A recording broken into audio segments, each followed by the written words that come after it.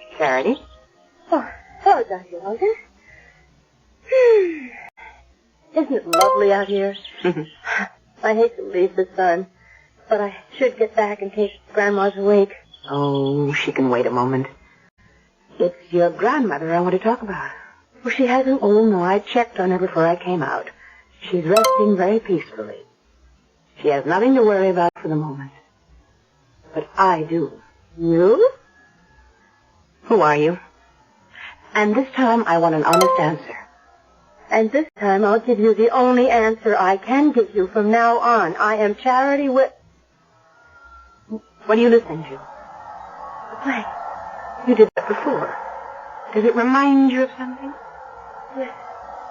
But I can't quite... Remember that crumpled piece of paper you had with the number 380? Could that have been a flight number? Yes. Perhaps. Flight 380? Was it a flight you were on? No. One you were going to take? Yes. Maybe. Oh, I don't know. Were you going with someone? Yes, I think maybe I was, but I... Who? Who? Who were you going with? Oh, isn't this awful? I don't remember.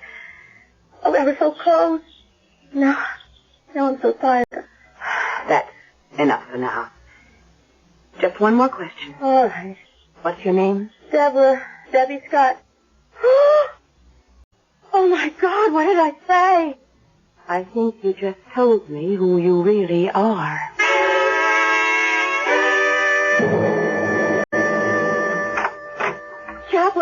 Chaplain, excuse me for bursting in like this, but I need your help. Any I can offer? What? It's all come back. I know who I am. Yes, Dr. Logan informed me. You're Deborah Scott.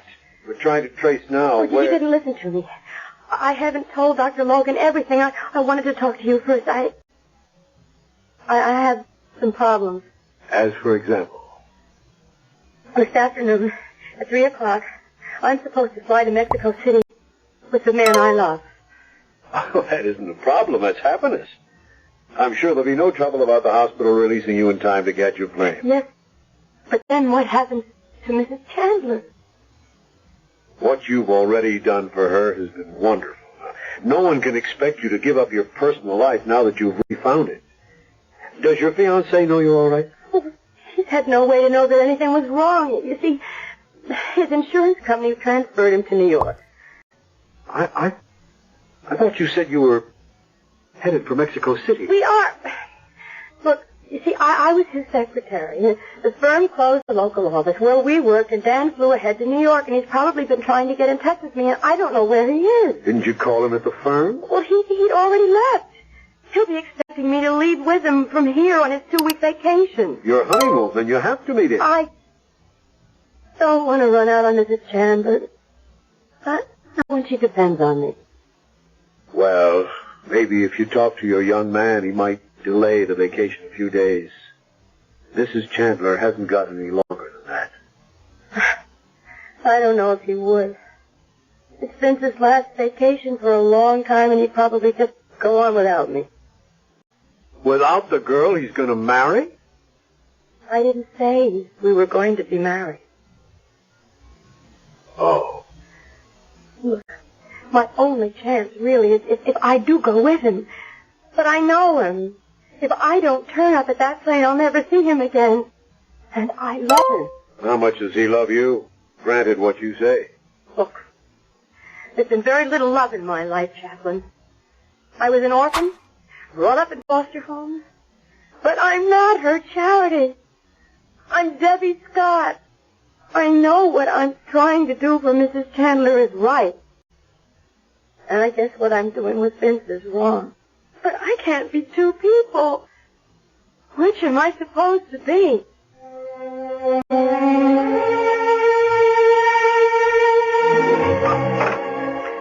Love you, Charity.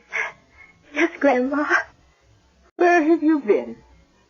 Oh, well, they were just giving me a checkup. They're going to send you home. Yes, they need the bed. I'm all right now. Oh, that's wonderful, dear. I'm so happy for you. No more clouds or doubt, hmm? No. You know who you are again. Oh. Well, I'll miss not having you right here in the room with me. And I'll miss not being here with you. Darling. Yes. Come to me. Closer, just for a moment, please. I'm here. Just do one thing for me. Anything you want. Just give me a long hug and say, Grandma. Grandma. That's all. Just Grandma. That's all I really wanted to hear. Grandma. Oh, my dear little girl that I know so little about. All the years of not knowing you, and such a little time to catch up. Funny, isn't it? 2 days together in a hospital, and in one way I know everything about you, and in another nothing at all. Now tell me about yourself. Oh, there's nothing really to tell. No, of course there is. Every young girl has so much to tell. Her hopes, her dreams, what she asks of life. And you remember, I'll be watching you from somewhere. And just maybe I can repay you and make it all come true. Oh, how I wish you could. Well, then you tell me, and I'll try. Let's begin with what every girl wants in her life. A man. Isn't there one in yours?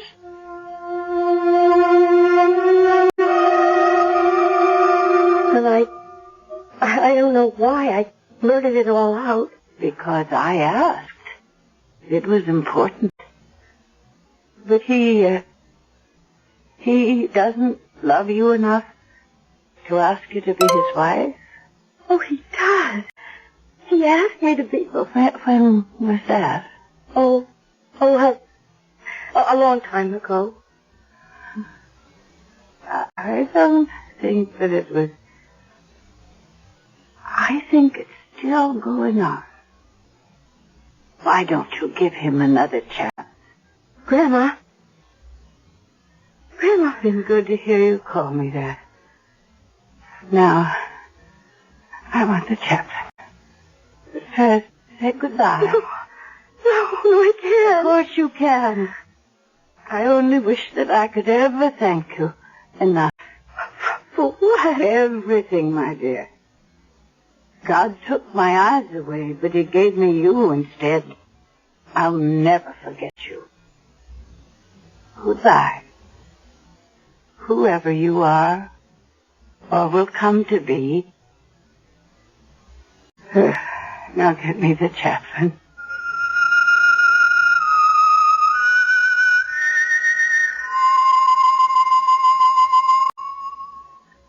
So your young man decided to wait for you. Yes. Does that mean? Yes. We'll be married in Mexico. Lucky girl. Would it be? Do you mind if I wish you the same luck? Me? Why should I try to fool another woman? I'm afraid I won't be so lucky. Mark? She's gone. Very quietly. And without any pain. Oh, no. Grandma. How silly. I've just grown to think of her that way. She's the only real relation I ever had. You may be the closest one she had. What do you mean, Chaplain? I'll read you a letter she dictated to me before she died. It's about you. I have never thought much about death, save that when it came, I would not have to meet it alone. And I didn't, thanks to a beloved girl to whom I owe more than I can ever repay. I have nothing much worth leaving in this world's goods except this ring, the one I was wed with, that Charity's mother was wed with. But now I want to give to the girl who gave me my last days of peace, who shared my final hours. I hope she wears it soon, proudly and happily, with my love and her own. She meant you, Debbie. No. She meant her granddaughter. There's nothing on the paper that says so. That's strange. You know, the last time I talked to her, she never once called me Charity. Do you think she knew? It doesn't matter. This ring was meant for Debbie Scott. When you wear it, remember to wear it with charity, in the biblical sense. Good luck, Debbie. You have every chance.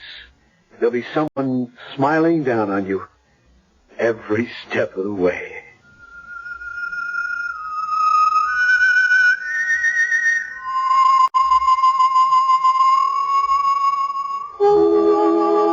Did Mrs. Chandler know that Debbie Scott was not her granddaughter? Did she prefer to play out a last sweet charade to make death come softer? We'll never know.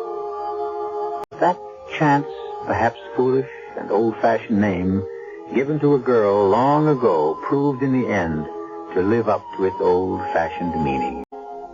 I'll be back shortly.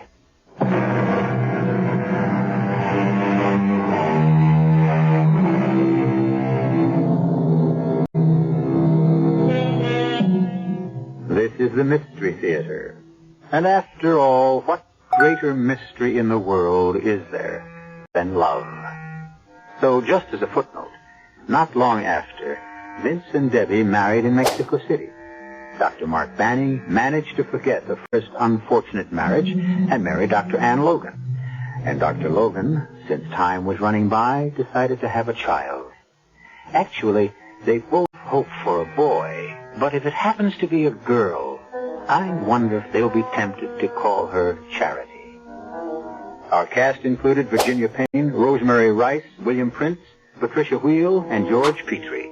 The entire production was under the direction of Hyman Brown. And now, a preview of our next tale.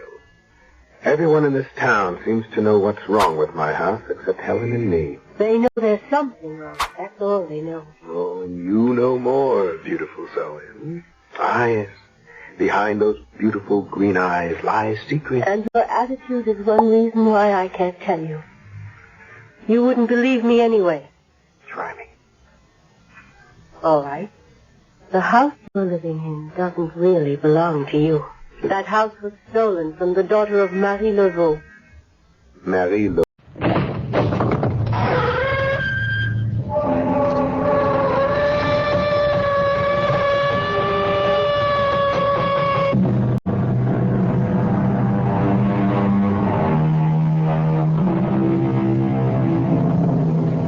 Come in.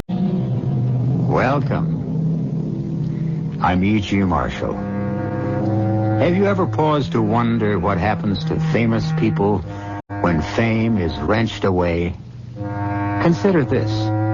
To singers, actors, dancers, to all who perform on stage before live audiences, applause is their life's blood. To performers, that sound is the music of the spheres. They live on it, thrive on it, feed on it.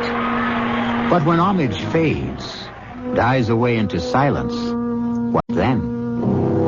Some accept retirement gracefully, or seem to, as did a world-renowned ballerina until her 50th birthday. I will pay anything, everything, to be young, to dance again. I warn you, the cost will be high.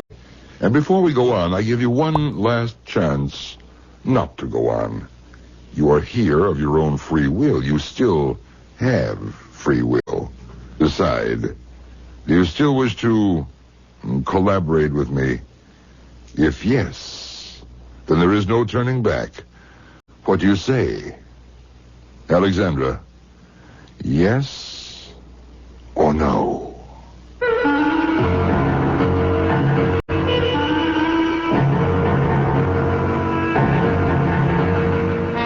Our mystery drama, Give the Devil His Due, was written especially for the Mystery Theater by Nancy Moore and stars Mercedes McCambridge.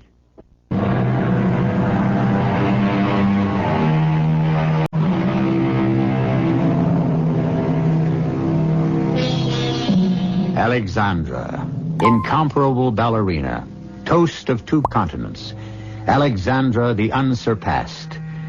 It was said of her dancing that she was more than a star flung from the heavens. She was a constellation.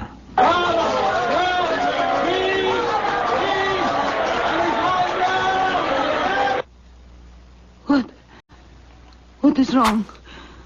What happened to my applause? Where is it, my applause? The bravos. I can't hear them. Please applaud. Call my name. What is wrong? Sandra, wake up, Sandra. What applause? Where did it go, please? Wake up. Please. I want my applause. That lovely sound. Someone has taken it away. Darling, wake up. What? Where?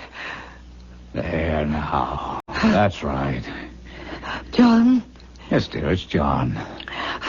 You were dreaming. I was dreaming. Yes, a bad dream. But You awake now? Where am I? What am I doing in this place? Sandra, you're home. Now, come on, back to bed. I'm all mixed up. Come on now, take my hand. I'm so cold. Of course you are. That thin nightgown dancing around the room. Oh, my head, it aches so. Oh, there now, that's my good girl. You'll feel better in a minute. Swan Lake. Huh? I danced Swan Lake. Oh, in the dream, yeah, yes. What dream? What are you talking about? I danced Swan Lake last night. And such applause, John. I can't remember how many curtain calls. And the flowers. There were never so many. Sandra. Brava, Alexandra, brava. And one young man was calling out, I love you, I love you. And after the 7th encore, or was it the 8th? Sandra, stop it. Stop it right now. John, what has happened to you?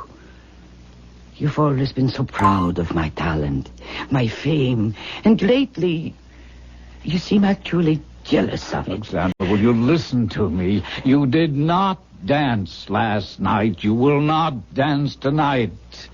You haven't danced for 13 years since you retired. You're 50 years old. I am not 50 years old. Why do you say such things? Why have you turned on me like this? Oh, Sandra, dear Sandra, you were ill. It began a week ago on your 50th Will birthday. you stop that? I am not 50. I am not. That's exactly what you said on your birthday. You screamed at you. You knocked the cake off. I am not 50. I am not. I am not. Where are you going? Forget your hand mirror. What? You look at yourself. Something you refused to do all week. No, no. All right, then, if you can. Tell me you're not 50 years old. There.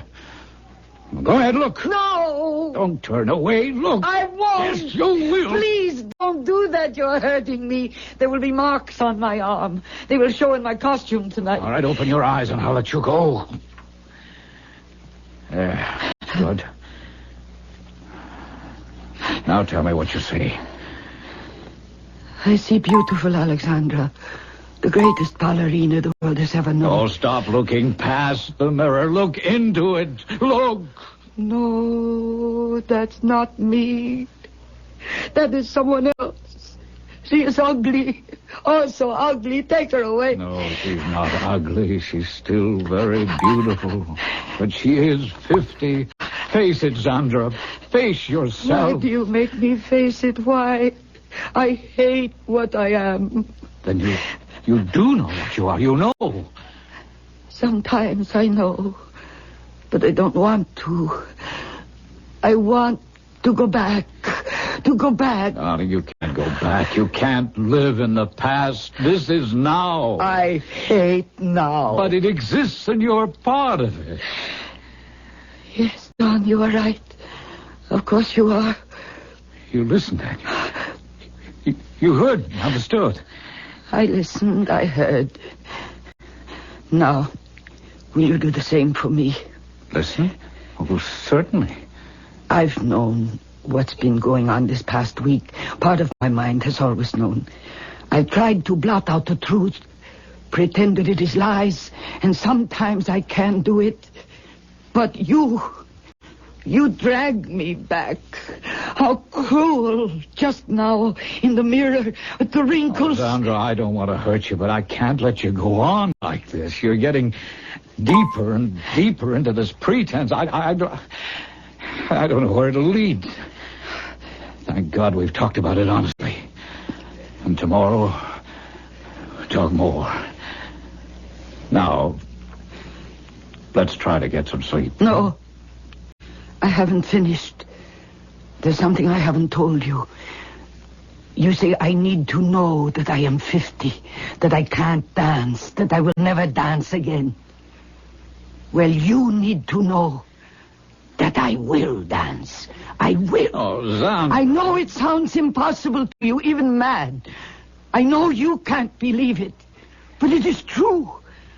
Alexandra, the unsurpassed, will dance again. All right, Sandra. Will you promise me something? All right. I'll stop talking about it. But that does not change what will be. No. I want you to talk about it. What? To a doctor.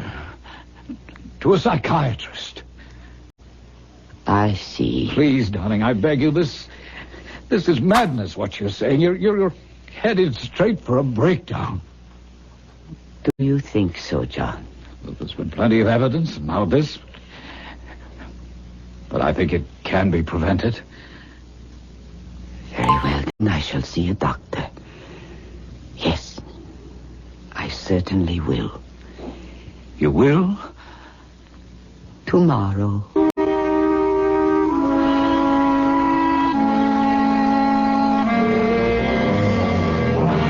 Dr. Stern, I want the truth. Please, don't make promises you cannot keep. But I have no intention of doing that, Mrs. Scott. What would be gained by you or me? Aside from that, it is an honor to have the great Alexandra come to me for help. I have simply come to the best doctor in the profession. Now, exactly what can you do for me? First, you must understand there is no absolute guarantee. None? Plastic surgery will make you look younger. That is absolute. But for exactly how many years is speculative. However, I can make a very educated guess. You have fine bone structure, and that is basic to all beauty. Bones don't change. Only the skin, the muscles. When your skin is smooth again, wrinkles gone, loose flesh tightened, eyelids no longer sagging, 15 to 20 years, I think, Mrs. Scott. That's a lot of years, I know, but I believe I can achieve it. 20 years? I will be 20 years old again. No. You misunderstand. 15 to 20 years off your present age. Oh, how silly of me to put it that way. In other words, I would look 30. 30, 35. I suppose that will have to do. Now, about my body. You want body surgery as well? Of course. You can do the same thing for my body. Oh, Mrs. Scott, no. Age takes a toll of the body we cannot change. Ah, yes. Breasts lifted, superfluous fat removed. But if you mean your entire body made firm and beautiful... That is precisely what I mean. My dear lady, be realistic. Only magic could accomplish such a thing. Magic? Yes. Good morning, Dr. Stern. I am sorry for taking so much of your time. What is the lady's wish?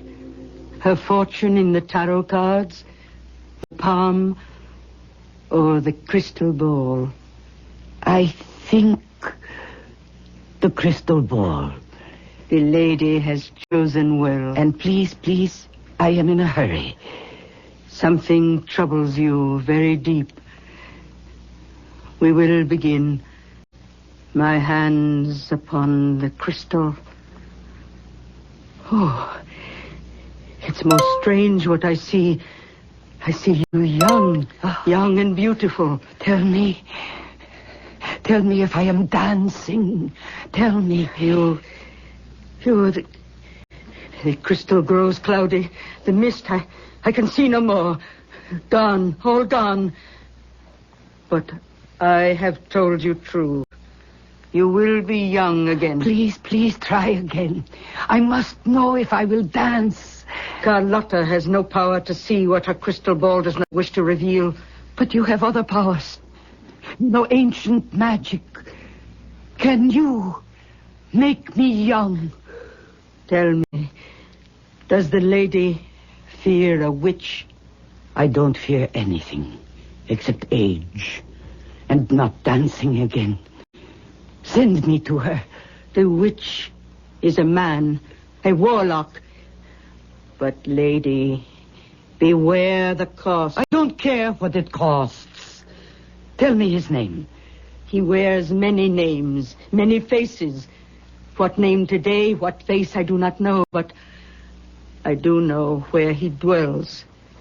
Number 13, Gehenna Street.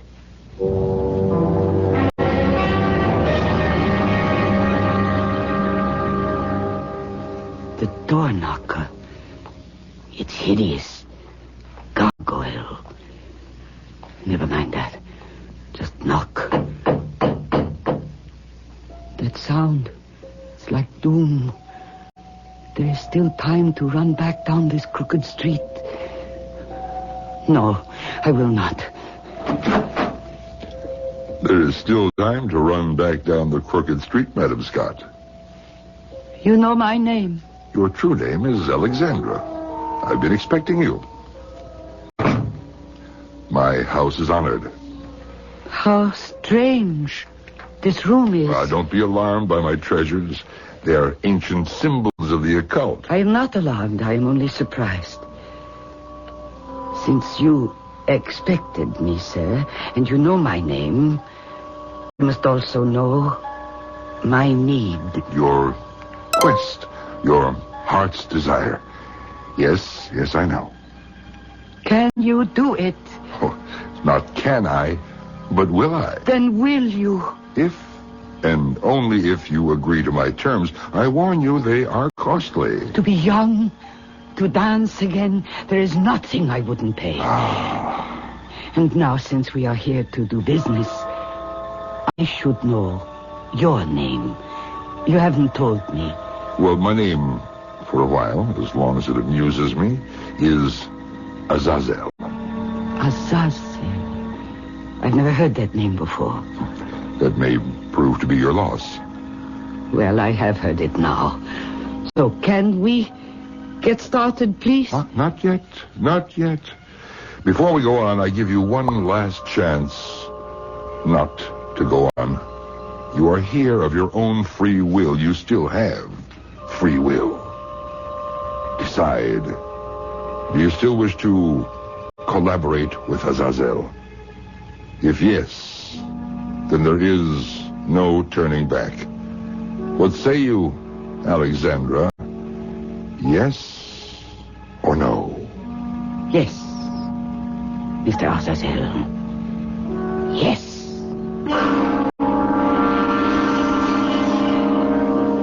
Azazel.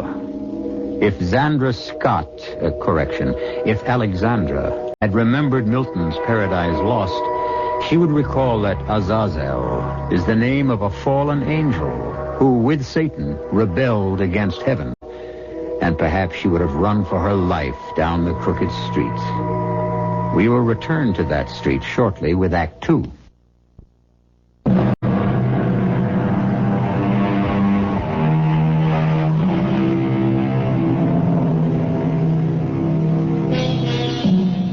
It was Daniel Defoe who wrote, "Every devil does not have a cloven foot, nor has Azazel, if devil he is.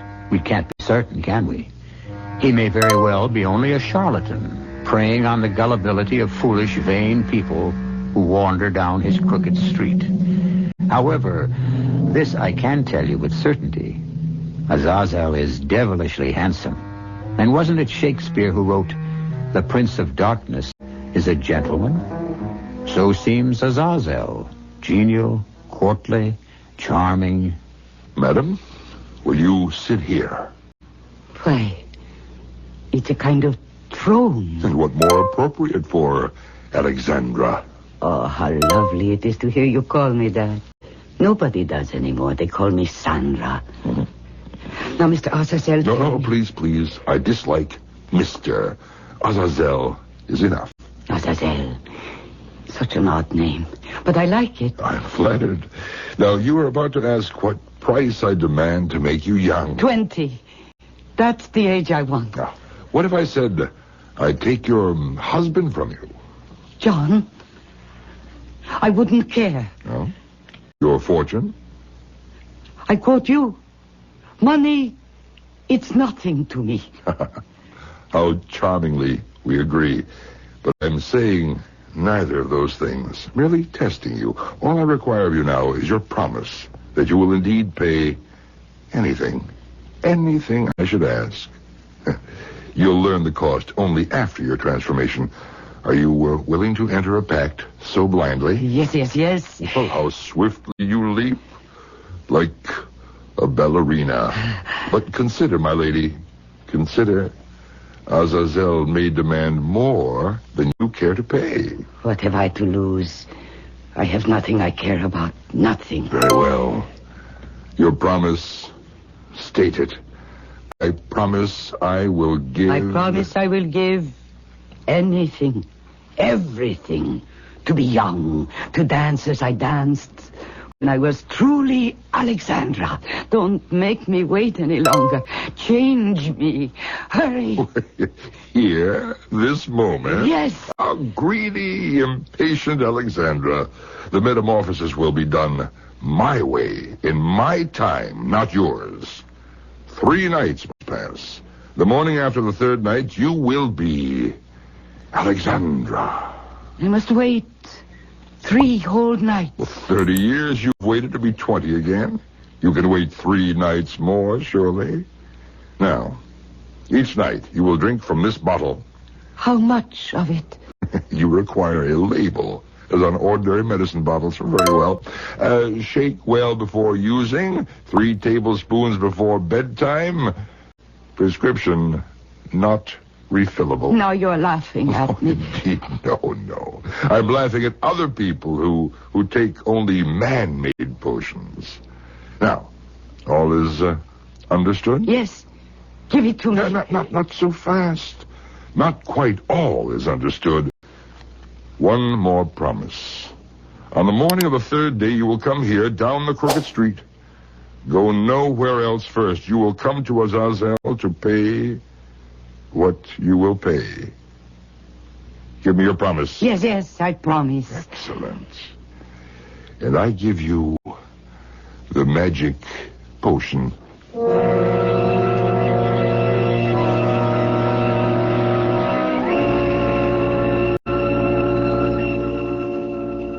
Sandra? What are you taking? What's in that funny-looking bottle? Oh, it's medicine, John. Oh, what for? Well, I'm not feeling quite myself. You're not? Well, isn't that what you have been saying for a week? Oh, yes, but I didn't know psychiatrists prescribe medicine. But how silly you are. Of course they do. Tranquilizers, things like that. Oh. And you do seem better already. Yes, I am. Much. All evening, not one word about it.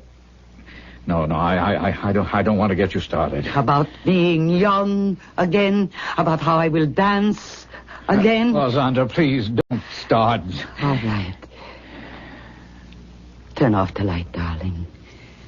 A dancer needs a full night's sleep. Oh, Sandra.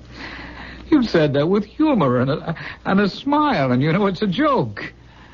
You are getting back to normal. Yes. Back to normal. Good night, John.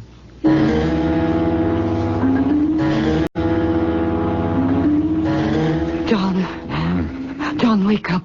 Oh, please. John. What time is it? It's 6. 6? What the devil are you waking me up at 6 o'clock for? Because I want to know if I... Well, how do I look this morning? How you look? Yes, that medicine last night. The doctor said... Well, he said take it and you'd feel better, didn't he? Do you? Yes. Yes, of course, but I thought... I just got a notion that I might look better, too. Do I, John? You look rested and very pretty. And there's a light in your eyes you haven't had for a long time. And I think your doctor is a genius. We might even say a magician.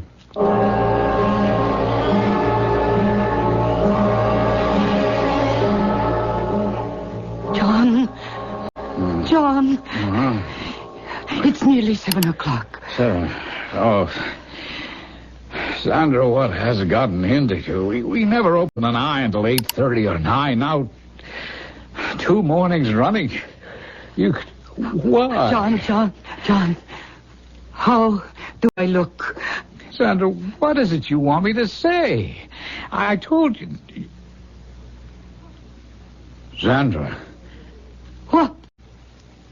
Sandra, are you taking some kind of youth-restoring quack medicine? Is that what you're up to? I am taking what the doctor told me to take. And yes, I did hope it would make me look better. I mean, all week I've had such worry lines, so tense, so nervous. That's all. I just wanted to look better. That doctor, you never call him by name. Why? Well, it is such an odd name, it's hard to say. Just what is this doctor's name? It is Dr. Azazel. What nationality is that? How do I know? And I certainly didn't ask. Now, Sandra, listen to me. Something's wrong. There's something phony here. What do you know about this doctor's credentials, about his... Where are you going? Do you mind? To wash my teeth. I can't stand this awful bitter taste. Oh, the mirror. Look at me. Nothing has changed. Is something wrong? Azazel phony. Is he... Sandra, I can't hear what you're... I can't hear you. No, I was just looking at myself. And I can't bear it. Oh, darling, please don't start all that again. Oh, you old woman staring at me. I loathe you. Sandra, what on earth happened in here? It's nothing. It's nothing, John. It doesn't matter. I broke the mirror. By accident.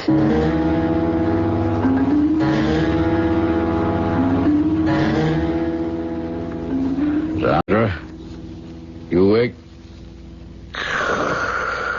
Oh, what time is it? It's still dark. Oh, where's that blasted light there? Oh, not quite 6. Sandra's got me in a habit of waking. Honey, it's not fair. You sleep while I... Oh, my God. Oh, my God. Sandra, what's happened to you? Sandra, wake up! What? Oh, would you please, for God's sake, open your eyes? John, what on earth are you shouting for? John, have I changed? Am I different? Different? Answer me. I am afraid to go and look. Go, look. Oh, yes. Oh, I don't believe this. Just now, when I got out of bed, it was not my heavy 50-year-old body. Will you get to the mirror? This can't be. Oh. Am I mad or do you look the way I think you look. Oh, I am 20 years old. I am Alexandra. 20? In the name of heaven, will you explain to me how this could happen? Yes, it is the medicine. It was a magic potion given me by a warlock, a witch, Azazel. No, you are not dreaming. You are not mad. I am exactly what you see. He has given me back my true self. Please, John, no more arguments. I am going now. Zandra, this is goodbye. Zandra, one last time. No. Undo this unnatural, unholy thing before it's too late. You are too late. There is no turning back, even if I wanted to. Wait! Once you leave this apartment, walk out that door. Once I leave this apartment, I am free. Where will you go? Where else would I go? To the most famous of all ballet companies.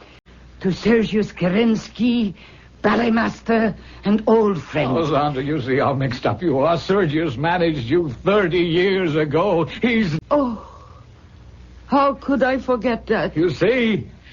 Come back in and close the door. Oh, don't be stupid, John. It is his son's company now. Peter Kerensky. I will go to him. He doesn't know it. But this is the luckiest day of his life. And mine. Goodbye, old man. Sandra! I am free. It is the luckiest day of my life.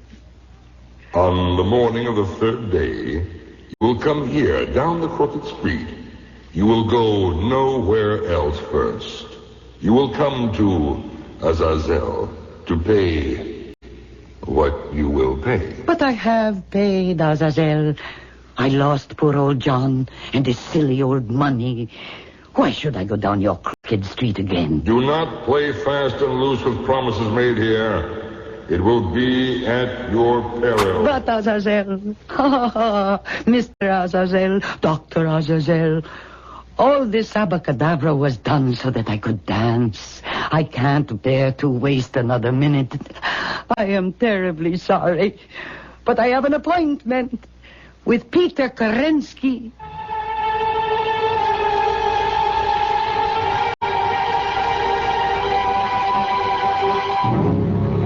It was Cervantes who wrote, "He needs must go, whom the devil drives." But is that quotation appropriate here? Is it the devil who drives Alexandra? We still do not know who Azazel is. To her, he's only a sorcerer. And with the arrogance of newfound youth, she now dares defy him. It may well be that by not keeping her pact with Azazel, Alexandra is traveling down another crooked street, an end street. We'll follow her when I return shortly with Act 3.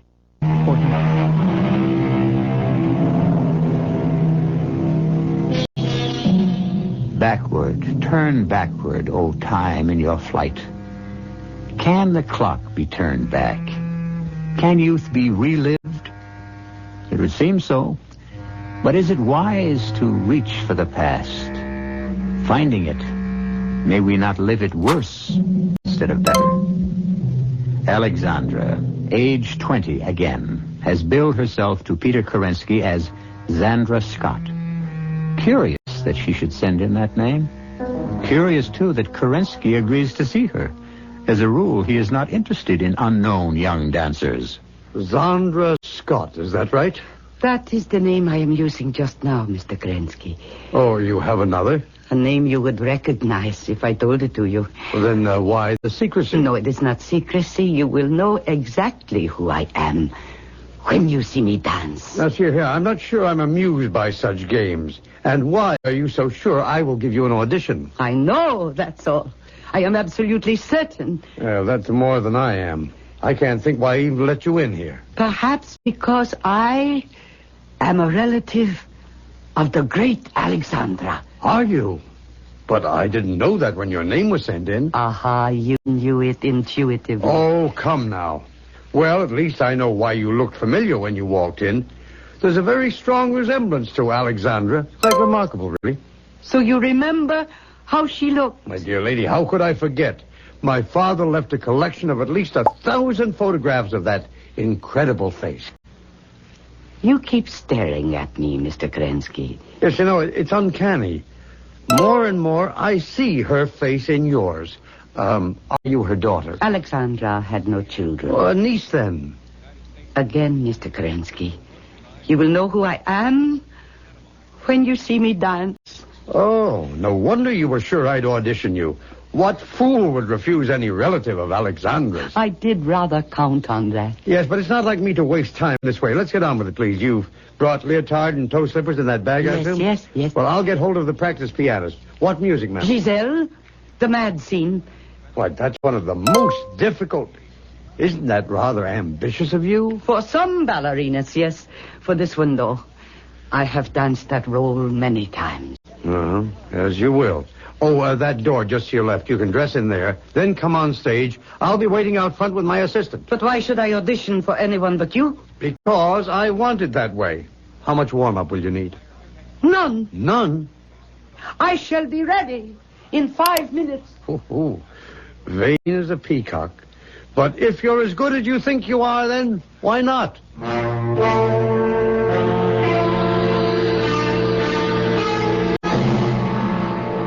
Wait until you see her, Trina. Oh, the reincarnation of Alexandra? Well, that's the feeling I have. Oh, well, if she has half Alexandra's talent, a quarter of it, but she's a find. A real beauty, too. Eyes like... Oh, there she is in the wings. Oh, Peter, she could be Alexandra's twin. What did I tell you?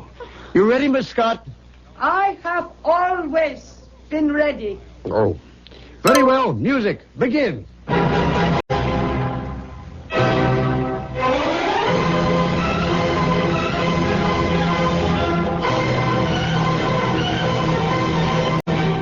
Now, you vain, lovely creature, let's see what you can do.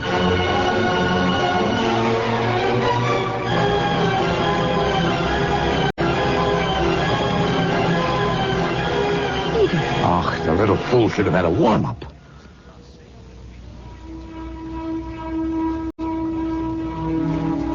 All right. I expected a slow start, but come on, let's see something.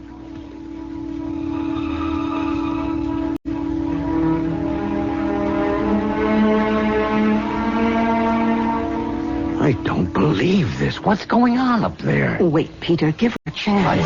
I am.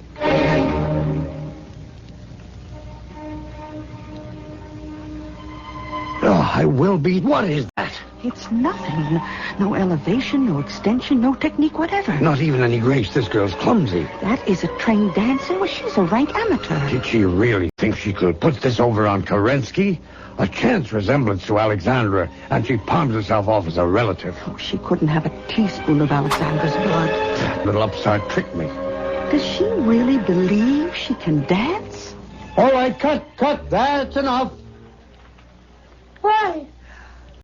Why did you stop me? Come down here, please, Miss Scott. Trina, this girl's out of her mind. I'd better handle this alone. Wait for me in the office, please. Thin ice, Peter. Handle with care. I know. How could you do such a thing? I was just beginning the marvelous dramatic passage where I... Yes, I know, but I'm terribly sorry, but I don't think you're quite ready for that just yet.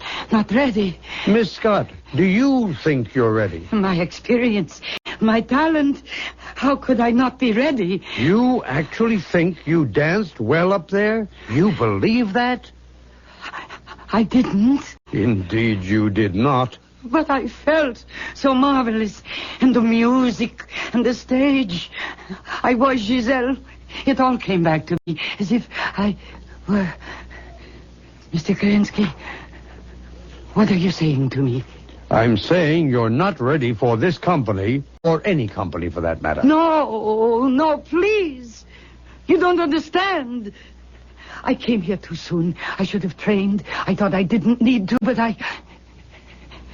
Mr. Kerensky, I have not danced for some time. I did not realize I would be so rusty. Any real dancer knows she has to practice every day of her life. But I didn't think that I had to. But I will go, and I will train, and I will be back. Miss Scott, please, I'm a busy man. You've had your audition. It's over. Don't bother to come back. I'd be less than kind to encourage you. Now, I'm sorry to be so blunt, but you simply have no talent. How dare you say that to me? How dare you claim you're related to Alexandra? If by some mischance you are, you blight that famous name. No, I am not related to her. So you admit it. I am Alexandra. I am Alexandra. Oh, wait. You fool! You tell me I have no talent. I who danced with Nijinsky. Oh, my poor child. Nijinsky died before you were born.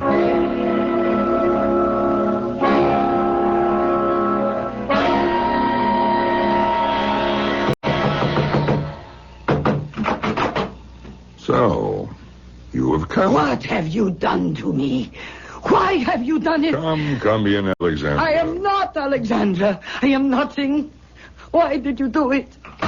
Why did you break your promise to come here? There was no need to keep it. I paid what you wanted. You have not paid. You went your own foolish way. That was your gratitude to the one who made you young and fair. I am young again, yes. But my body, it won't obey me. Can you say that you didn't do that? If you had kept your promise, you would have kept your talent. And I must ask you to stop shouting. It offends I want me. to go now. I don't like it Not here. so fast, Alexandra.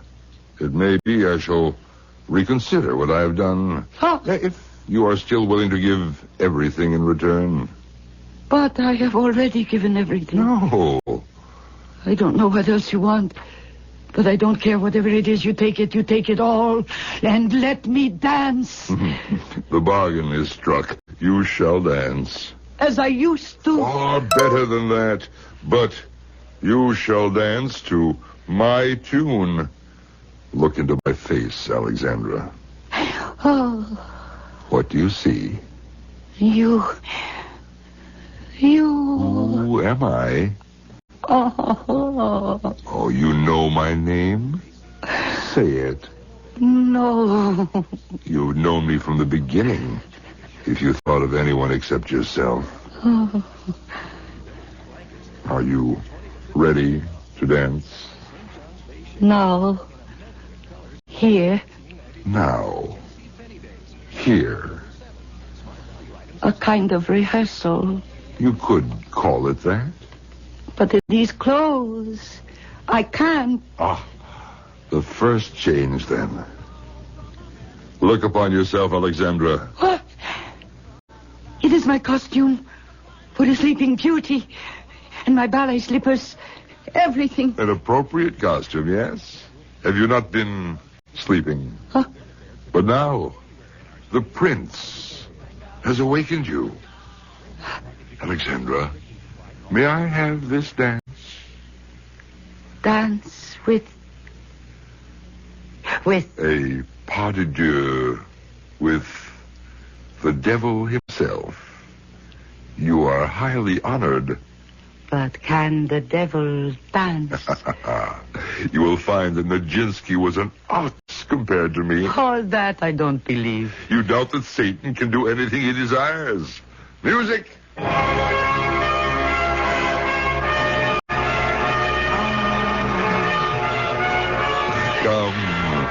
Come, your hand.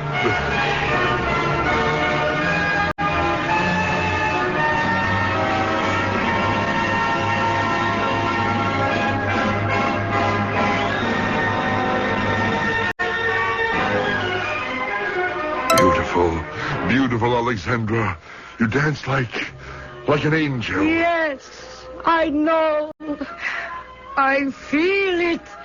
Never before like this. Oh, thank you. Thank you. Now I will conquer the world again. No. What do you mean, no? You promised me. My promise will be kept, as you have kept yours. You promised to give everything. At this precise moment, you have. What have I given? The world. You've lost it. Alexandra will dance forever, but only in limbo with Satan. Warning. The devil will have his due. To those who refuse to heed that warning, let them learn from the fate of Alexandra. Oh, yes, she realized her ambition. We can accurately say her burning ambition. But until the end of time, the flames of hell will lap at her dancing feet. I'll be back shortly.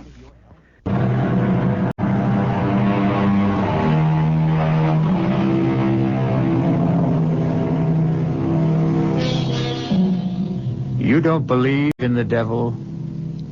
There is no such evil being? Then a final warning needs to be sounded here. In the too often ignored words of Baudelaire, the devil's cleverest wile is to persuade us that he does not exist. Our cast included Mercedes McCambridge, Joe Silver, Ian Martin, Bryna Rayburn, and Peter Donald. The entire production was under the direction of Hyman Brown.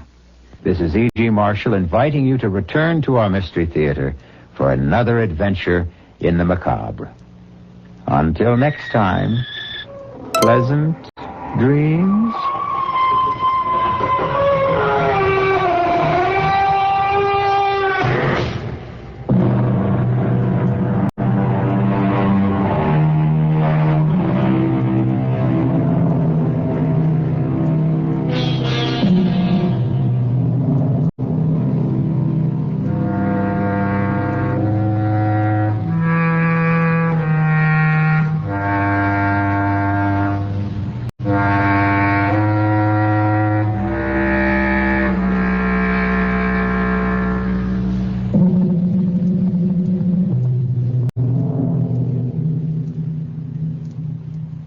The CBS Radio Mystery Theater presents...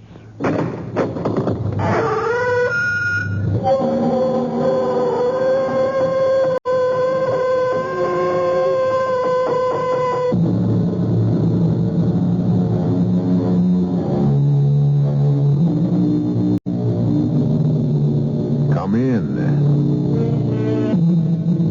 I'm E.G. Marshall. Welcome. Doubly welcome this special eve, of course.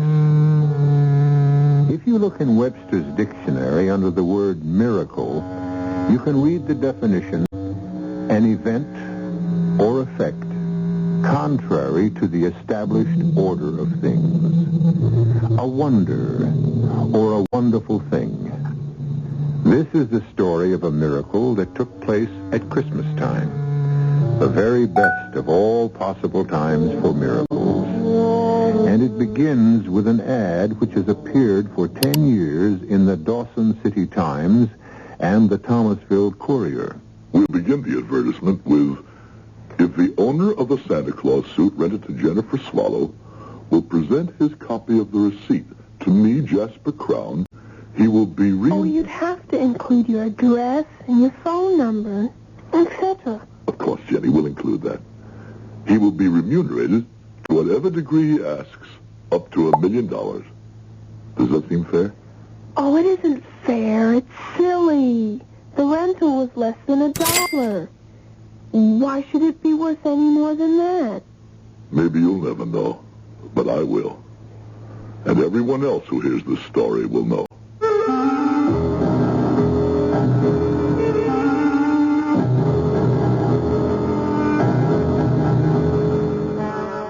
Our mystery drama, A Very Private Miracle, was written especially for the Mystery Theater by Ian Martin and stars Howard Da Silva.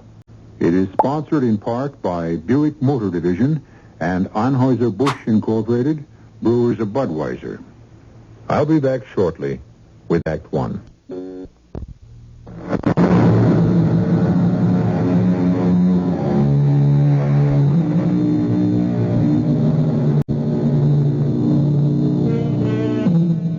This is a story of a very special time and a very special love affair between a bright and artless 10-year-old and a bitter, soured man who made himself old before his time. But however it ends, it begins with hate. What was that, Arthur? A rock through the window. That's an ugly mob outside. Yeah, no goods, inadequates, ingrates. Because you've taken their livelihood away from them. My livelihood as well. I can't go on losing money with the mill. Since Robert walked out on me, I don't need any more. But Thomasville does. Good Lord, it's the only real industry we have left to keep the town alive. Are you my lawyer or theirs? You know whose lawyer I am. My friend or theirs? That's a question which gets more and more difficult to answer. Jasper, it's Christmas. And Robert had good ideas for the mill. I don't want to hear any more about the mill or about Robert, my son, or my daughter. Most of all, I don't want to hear about Christmas. That cheap, tawdry, pagan celebration. There, at last. The riot squad. They'll break up that no-good rabble. That's my Christmas present to them.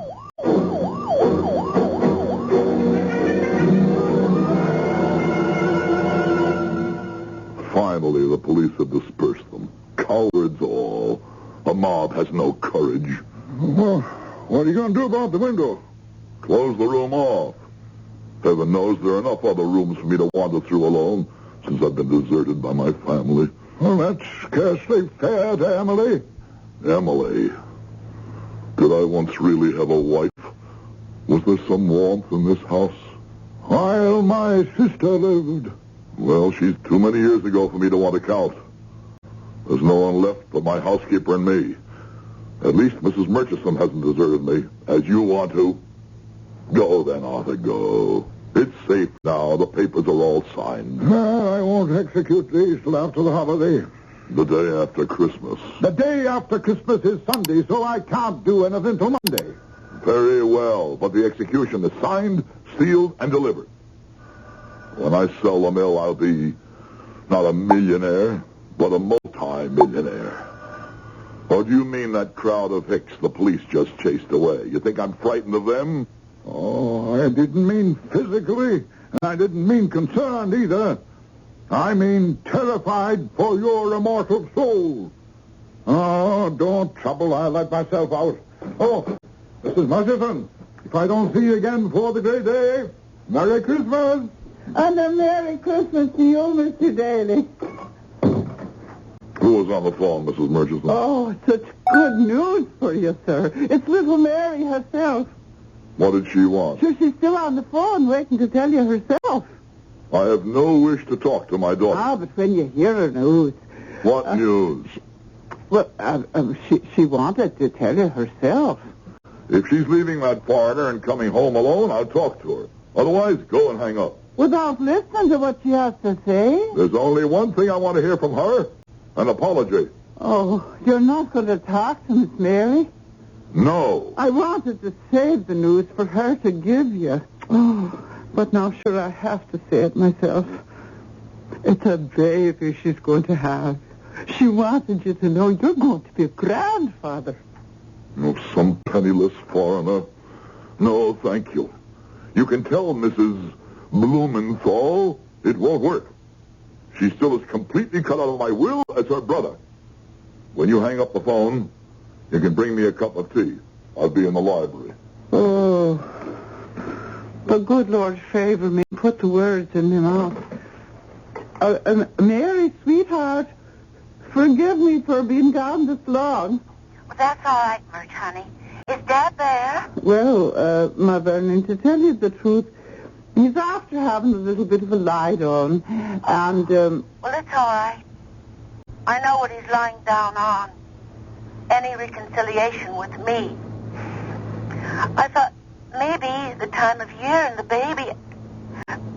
Did you tell him about the baby? Well, I didn't want to. I wanted it to be your surprise, but... Okay. Forget it. I get the whole picture. Maybe I knew before I tried again. Now I know it's hopeless. Merry Christmas to you, Murch, love, anyway. And a Happy New Year. Oh, Mary, my darling. Oh, what's the use? How long can you fight? If he just wasn't so stubborn. If only Mr. Crown could forget himself and accept someone else into his heart.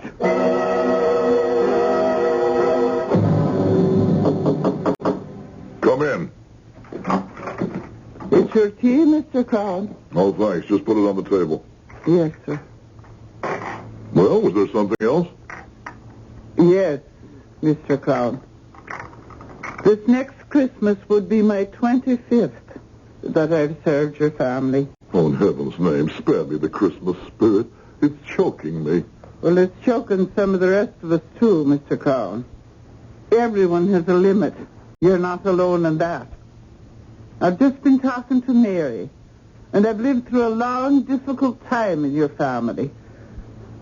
I'm giving my notice. Before dinner? I honestly don't care if you ever eat again or live. I just have time to catch the next bus. I'll send someone else to clear out everything that's left of mine in this house.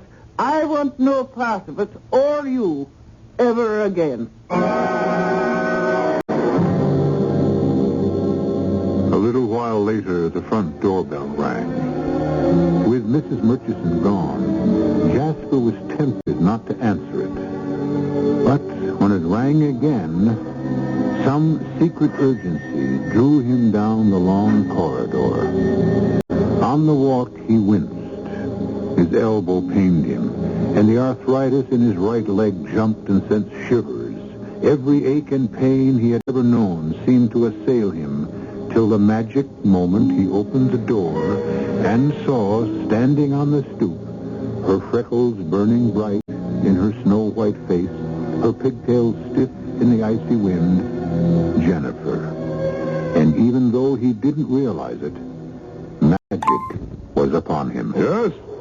Who are you? Jennifer Swallow. What are you doing on my doorstep? If you please, Mr. Crown, I'm freezing to death. Oh, you came here of your own free will? What do you want? I have a business proposition to put to you. Not interested. How do you know if you haven't heard it yet? Don't be rude. You're talking to your elders. Excuse me, I didn't mean to be rude. I'm just anxious. Anxious about what? My proposition. What I want to talk to you about. All right, what is it? I'm too cold to tell you here. My father says that no gentleman keeps a lady waiting. You're no lady, you're just a child. And you're no gentleman. You're a... A what? You're a kind man who's going to offer me shelter. Very well, before we both freeze to death. Come in. Thank you. You shouldn't have let me in, you know. But you was. Get in. My father says you should never let a salesman get his foot in the door. Are you a salesman? Oh, no. It's just an expression, you see. In a manner of speaking, so to speak. What is it you want, young lady? My name's Jennifer. Jennifer? I'm not interested in names. All I want to know is what your business is here. Shouldn't we go into the parlor? No. You're kind of old. I thought you might want to sit down. Well, maybe I'd better. It would be much cozier. Very well, then. Follow me. Even though it is quite cold, it's very nice weather for this time of year. What? I'm just making conversation. My father says... I don't believe it. Believe what? I don't believe your father ever gets a word in edgewise with you around. All right. It's warm in here in the library. There's a fire. You can sit over there on the other side of the fireplace. Thank you. So many books. A lot of knowledge in the world if you young folks would take time to pick up some of it. Now, Miss Jennifer, just what is it you want? Well, it's at the church, you see. Nobody is working this year on account of you closed the factory down. You blame me for that? Oh, no. I mean, that's your business, of course. But it meant somebody had to do something special. About Christmas, I mean. I might have known it. Sending a child here to blink her innocent eyes at me. Who put you up to this? Who sent you here to ask for money? No one. I just want to... Don't lie. For a moment, you almost fooled me, young lady. But I might have known there was something behind this. There is, isn't there? Well... What is it? Present for the church? Oh, no. I already won those. From Win the Booty. You what? I said I already got those. From Win the Booty. You know.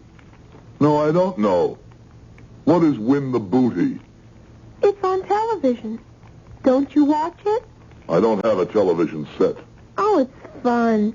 The man asks you questions, you see, and then you have to answer them. And that's what you did? Of course. Why are you so surprised? I'm just amazed that you didn't ask him most of the questions. So you won some prizes, eh? Oh, scrumptious ones. So you see, we don't need you for that. You don't say.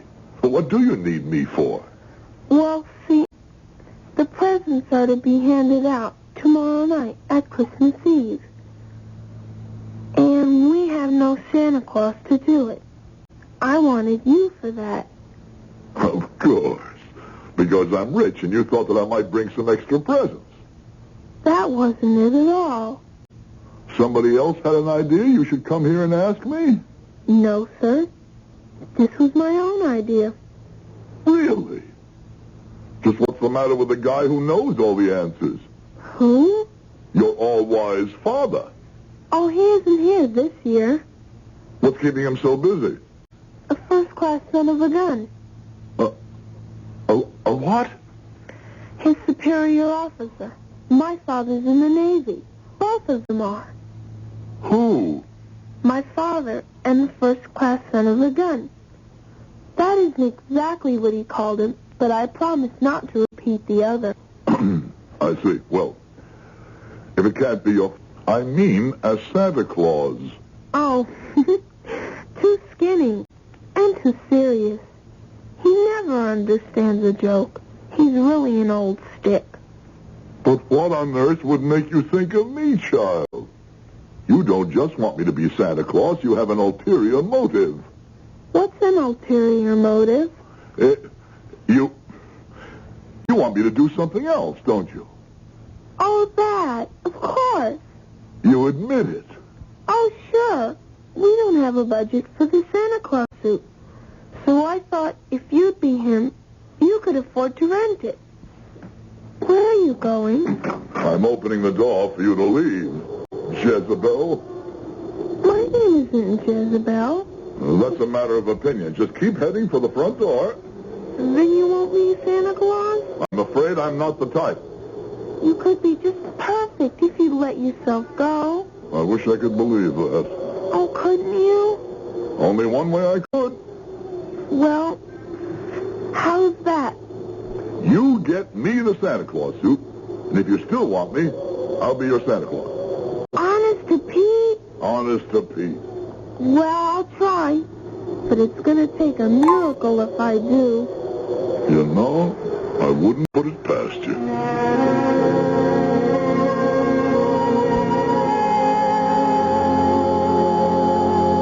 Jasper Crown remained with his hand on the door. One part of him congratulating himself for having resisted that elfin charm. The child was just trying to use him and his wealth, as people always were, egged on by her elders, no doubt. But another part of him, lonely and forgotten and rusty with disuse, cried out for her return, for a miracle. I'll return shortly with Act 2.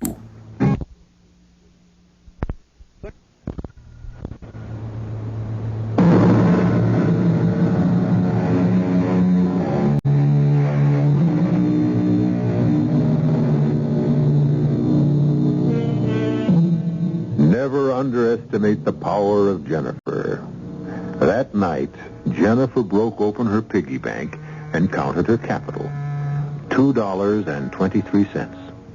The following morning, she bought a return trip ticket on the bus to Dawson City, which cut into her budget to the tune of $1.62. Once she got there, she set her jaw and started to comb the city.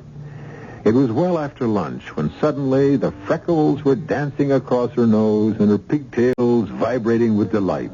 For there, just as she told herself there had to be, was a sign saying, Santa Claus suits for rent, dirt cheap.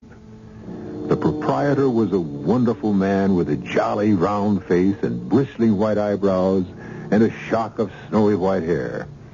As Jenny said afterwards, she almost wished he might be persuaded to come and play Santa Claus. But that's really a silly idea. He lives too far away. I beg your pardon, miss.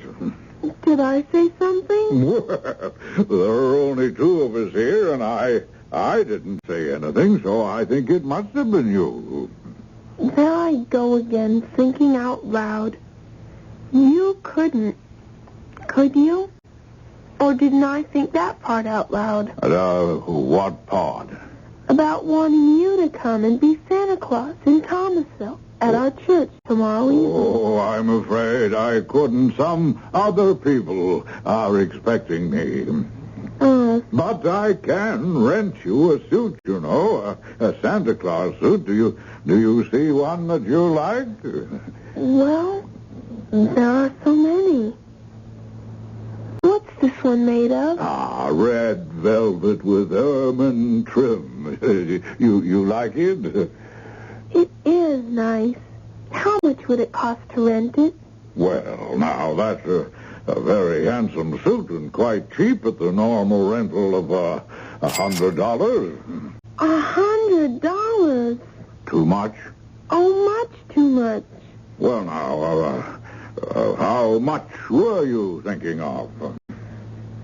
61 cents. 61 cents, eh? Now, isn't that a coincidence? As a matter of fact, right down beneath the counter here, I may have just the thing. Yes, here we are.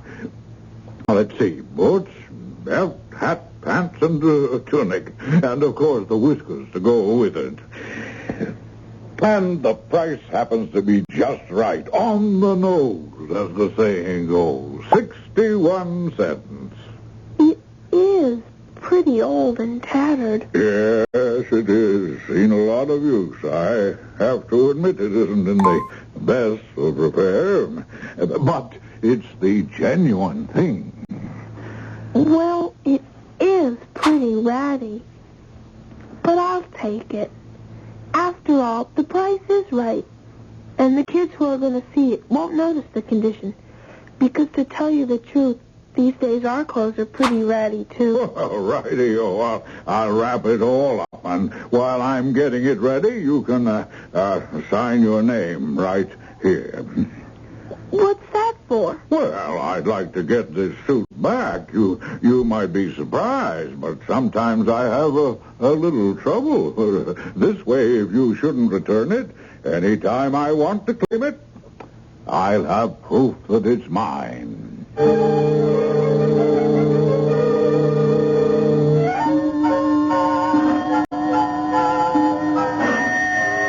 Oh, now why doesn't Mrs. Murchison answer that bell? Oh, of course I forgot. She's gone. Oh, rotten tarnation. I have to answer it myself, I suppose. I'm coming, damn it, I'm coming. Oh. Well, you don't have to pull it out of its socket. Please, it's so cold. I'm freezing. Oh, it's you again, is it? Well, what is it this time? Look, I got it. Got what? The Santa Claus suit. I thought you'd be happy. Why should I be happy? Because you said. You promised. You're not going to Welsh out. Aren't you even going to invite me in? So you tricked me into a promise I should never have given. I didn't either trick you. Oh, no? Well, we'll see. Well, what are you standing out there for, child? Want us both to freeze to death in this drafty hall? Go on to the living room. I've had the window fixed. Yes, sir, Mr. Crown. Well, in you go. There's a fire here, and it's warmer. Certainly is that. Thank you. So you got the suit, huh? Yes, sir. How? That's my business. Didn't take you long to maneuver it once you found out I wouldn't fork out for it, huh? That's right, Mr. Crown. Well, sit down. Thank you. That all? Excuse me? I mean, can't catch your tongue, huh? You certainly had enough to say yesterday. Why so silent now? I'm disappointed. Why? Because you're not happy, too. About the suit, I mean. Why should I be? I don't know, Mr. Crown. But I was just sure you would be. Well, you're wrong. I'm not. I made a bargain, and I'll stick to it. You don't have to. If you don't. I won't hold you to it. I mean, an unhappy Santa Claus wouldn't be much good. Do you want to? Want to what? Be unhappy? No, to get out of it. I don't even know if I can get into it yet. Close your mouth. You look silly with it open. Oh, come on. The suit, I mean. The suit. Come on, let's see it. I can't help it. I mean, it is very difficult now. Oh, give me that stupid parcel. Stop fiddling. Can't spend all night on this. Oh, good Lord. In what ragtag did you find this flea-bitten outfit, huh? Huh? I didn't either find it. I rented it. Rented it? And just what did you pay for this threadbare collection of junk? It cost 61 cents. How much? More when you count my bus fare from here to Dawson City. $1.62 plus 61 cents. $2.23. My whole capital. And just where did you get $2.23? It was my tree money for Christmas. But I'd rather have a Santa Claus than a tree. So I broke my piggy bank, and I hate you. Oh, stop it. Oh, stop. All right, I'll be your Santa Claus. Oh, I'll even try the suit on now if you like. Well, if you still want me, that is. And I'll be a pretty gruff Santa Claus, but...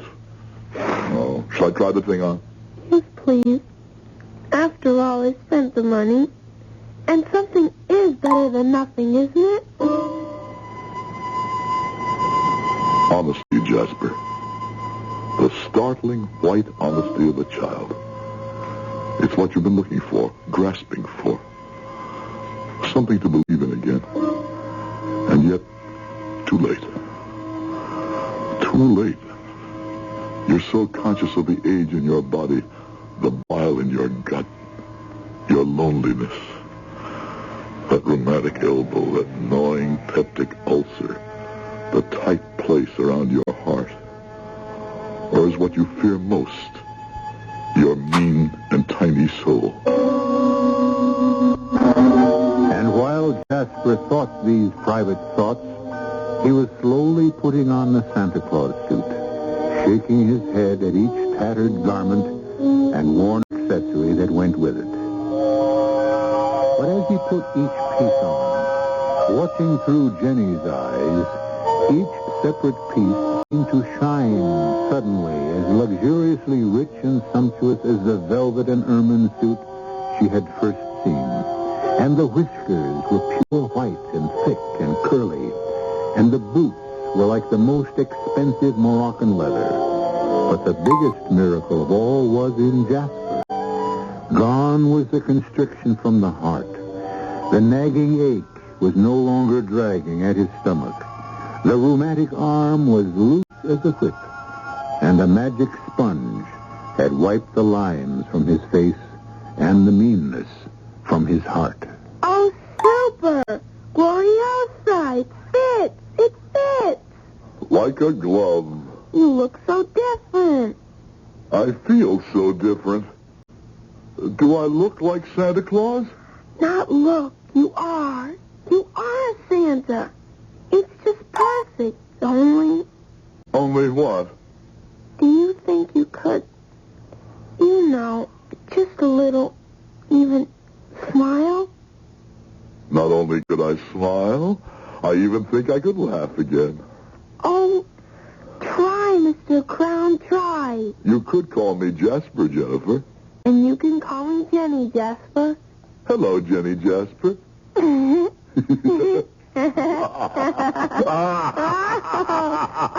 Jasper, this is going to be a good Christmas. Oh, Jenny, this is going to be the best Christmas ever.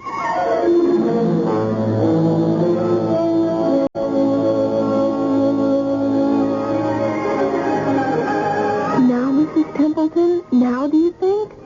Yes. I was just coming to tell you, my dear child, that my husband said we are just about to commence. Mr. Crown's all dressed and ready. The Reverend isn't teed off, is he? Teed off? I mean, his feathers aren't ruffled. The Reverend is a saint, my dear. A perfect saint. Why on earth should he be angry? Well, Grandmother said he always played Santa Claus. And if someone else wanted to be it, he'd be mad as a wet hen. And I said, why is a wet hen mad? And she said, because its feathers get ruffled. Your grandmother, I should say your family in general, Jenny, doesn't quite understand a man of God. The minister, my beloved George, is only too happy to welcome back a sinner and a backslider like Mr. Crown. He would sacrifice any of his little pleasures for that. Which reminds me. Yes, ma'am? For some reason or other, Mr. Crown says he has to see you before he comes in. Oh, dear, I hope nothing's gone wrong. Because if Jasper's feathers are ruffled, this whole party could lay an egg.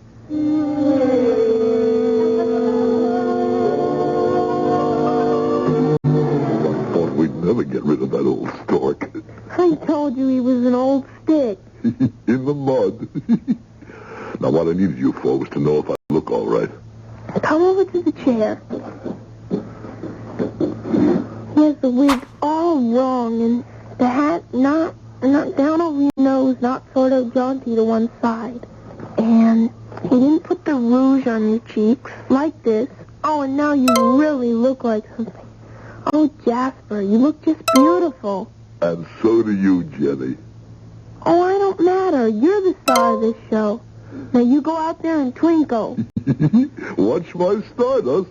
Just call me Jasper, Jenny, and everyth's all right. You just call me Jenny Jasper, and I know it's going to be.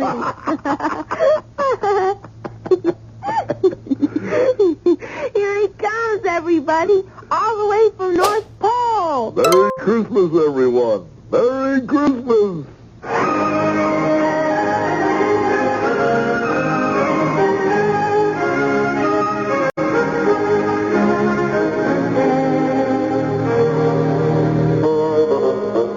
There it is. We have all been witness to the regeneration of Jasper Crown. A child's drive and belief has brought him back to the precious gift of present youth and laughter. But is it a true conversion or only a momentary aberration? Is the magic of this moment in the Christmas legend, in the suit, and in Jenny? What happens if he loses either or both? I'll be back shortly with Act 3. WBBM from Chicago.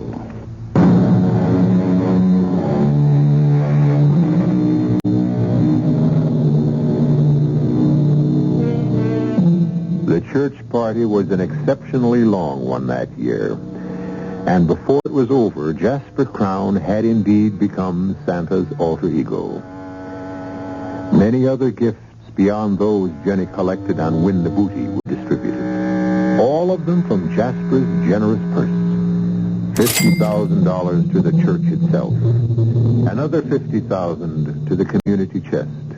And many smaller but not less welcome gifts. Then, with the party over, Jasper, after a long last hug with Jenny before she went home, returned to his own house. But however cold the empty old mansion might seem, Jasper, in his suit of red, was warm and glowing inside. And his first trip was to the telephone. Christmas greetings, hello? Happy Christmas, my darling daughter. Yes, Mary. Your miserable, old, wretched, stupid father. I can't believe it. I mean, you don't... Oh, you never were stupid. And you certainly don't sound miserable, old, or wretched. Well, none of those. But I was stupid. How can I make up for it to you and Leon? Make up? Oh, Daddy. I wish you could be with us for Christmas. It's a little late for that, but I have another idea. I want to buy plane tickets for you and Leon to come visit me and ring in the new year with me. Oh, Daddy. A real good new year. I just called Robert, and he and his wife are coming home with the children. He's going to start up the mill again for me. It could be a real family reunion. Daddy, I don't know what to say. Oh, say yes. Please, just say yes. Of course it's yes. Yes, yes, yes. Daddy, what happened? You sound, not only like yourself again, but I don't know. Like the spirit of Christmas, past and present. And future. You'll see, I hope, when you come home.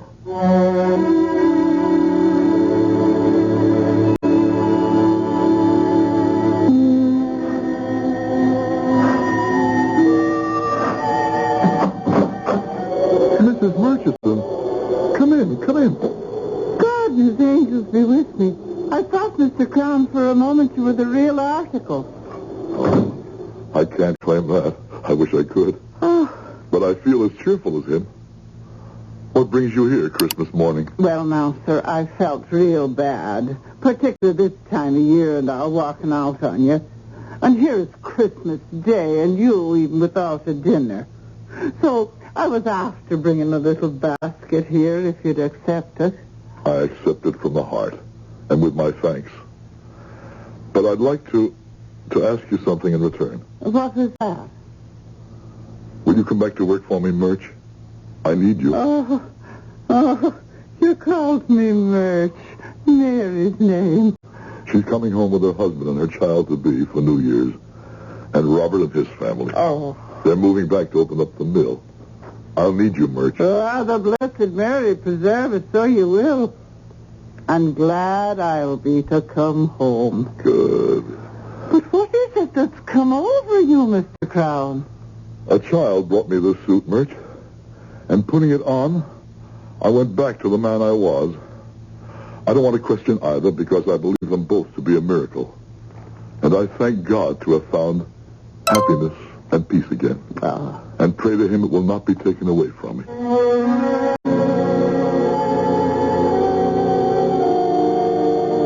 But every silver lining has a cloud, every sky a rift. The worm nestles even in the heart of a rose. Jasper could not buy his happiness this fast, if ever again. As she has been his angel, Jenny now becomes his nemesis.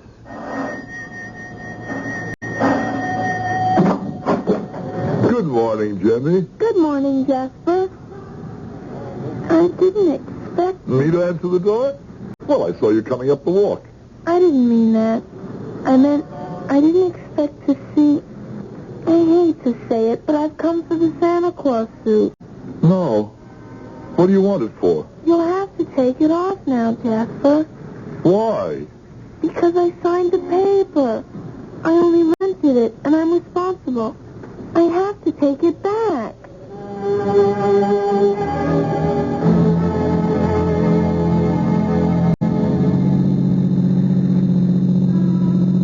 It's funny to see you out of the Santa Claus suit again, Jasper. Oh, Jenny, I feel naked. It's the way I told you. But that's silly. You aren't the way you were at all. You're nice now. The way I always knew you were underneath. As long as I have the suit. As long as you have you. That's what counts. My father says, oh, wait a minute. Tell the chauffeur. Here's the street. Oh, I was sure it was this one. Try the next. You watch one side, and I'll watch the other. You're not watching, Jenny. That's because I've already looked all the way down. It must be the next one. Why are you looking so sad again, Jasper? Because I feel that way. Not even sad. Frightened, Jenny. Why? I like the way I am. I didn't like the way I was. And I'm afraid that if I let go of the suit, I'll go back to being what I was. Never. Anyway, when we get to the shop, you can always buy it. Oh, tell the chauffeur to turn here, to the right. Take the next right, Edwards. You sure this is it? Yes, I know. Because there's the hat factory, and the cigar store, and the man who cooks spaghetti in the window of his shop. And right there next to it... What? What, Jenny? Sir Edward, stop and back up.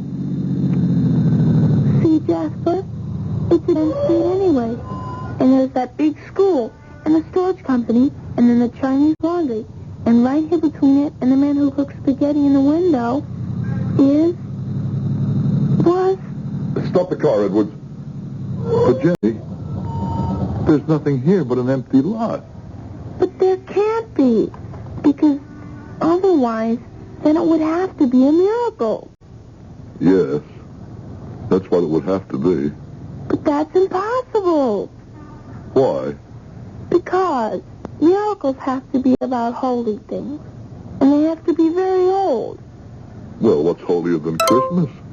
And it's pretty old. I must have made a mistake. We'll just have to keep... Little Jenny, listen to me. This is a funny thing to ask, but I ask it with all my heart. Don't let's go looking anymore, because we just might find him, and that's the thing I'm most afraid of. Why? Because then I'd have to give the suit back, and I might stop believing again. Oh, is that the time? The right time? Yes, what's wrong?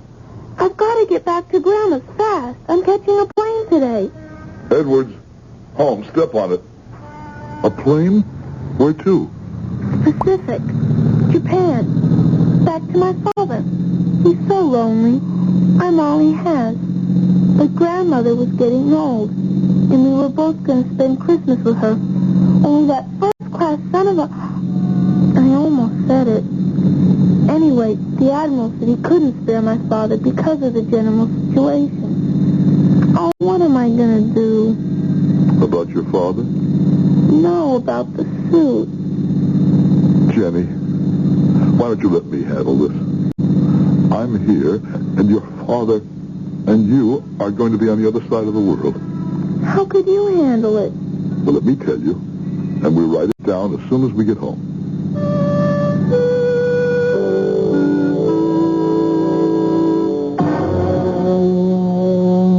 Here's the advertisement, Jenny. I'll read it.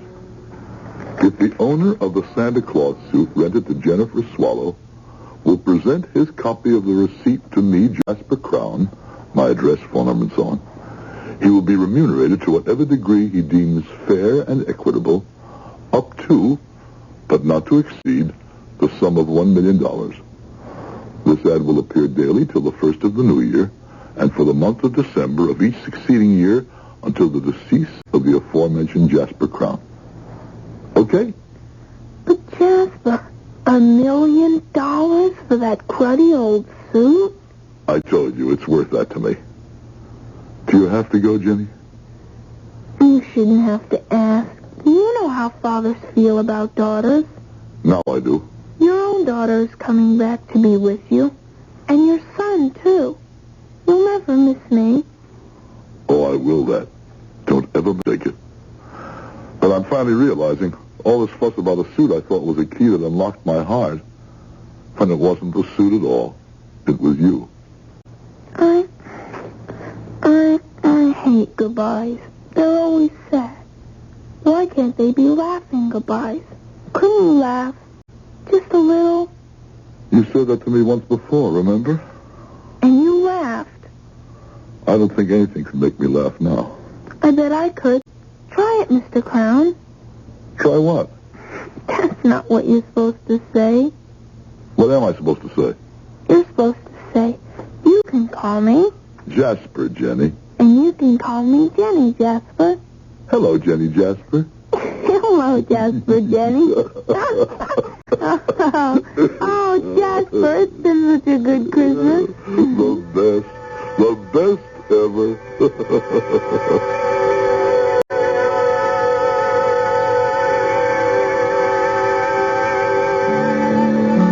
Jenny left, as she had to, and Jasper placed the ad in the paper. For 10 years, it appeared every December as Jasper lived out a full and happy life. His family, grandchildren, and his mill workers filling every Christmas for him. Until early this December, when he died, peacefully and quietly in his sleep, grateful and joyful to go join his beloved wife.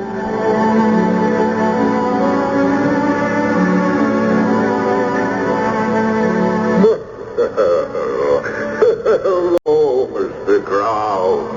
I've been proud of you these last 10 years.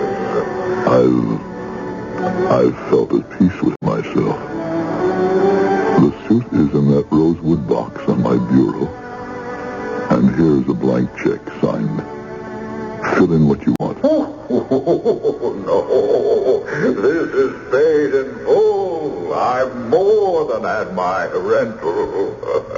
But I will take the suit back because it is Christmas again. And who knows? It may be very useful to someone else, eh? Now, excuse me, it's a busy season for me. Now, Dasher, now, Dancer, now, Prancer and Vixen.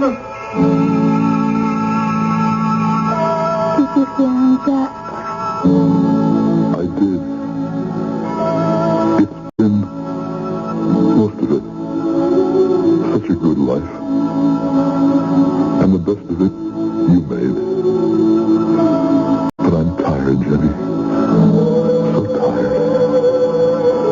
Say goodnight to me. Good night, Jasper. I wish I could wish you Merry Christmas. No, that's my little gift to you. Have as many and more as you brought me. I love you, Jasper. That's what Christmas is all about. Good night, my extra special Santa.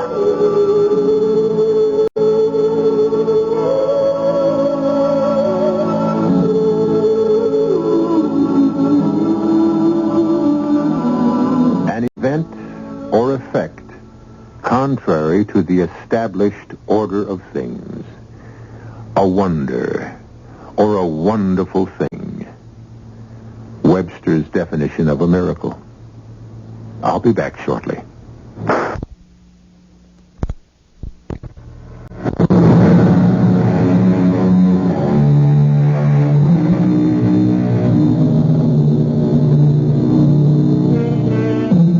For this special night of the year, there remains nothing to say in closing but God rest you, merry gentlemen and ladies, and a merry, merry Christmas to all. Our cast included Howard Da Silva, Jennifer Marlowe, Virginia Payne, E.V. Juster, and Ian Martin. The entire production was under the direction of Hyman Brown. And now, a preview of our next tale. Eberhard, they are talking. They are talking. But they're fine people, Mabel. It doesn't hurt us. Well, some of them even think your wings are fake. You just stick them on that way.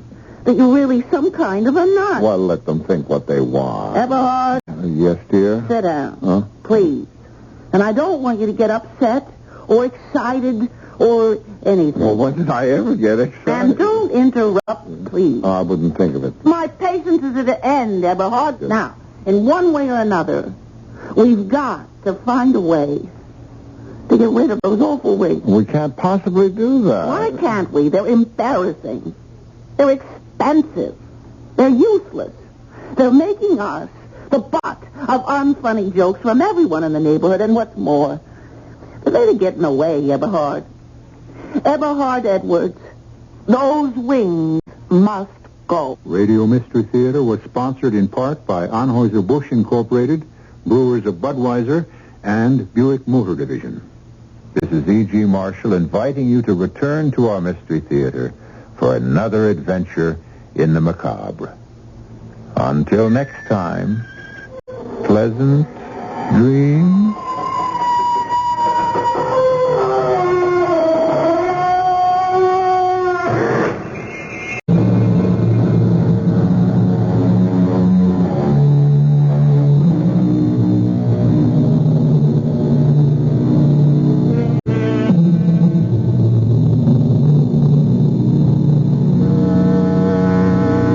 CBS News follows in 1 minute on News Radio 7.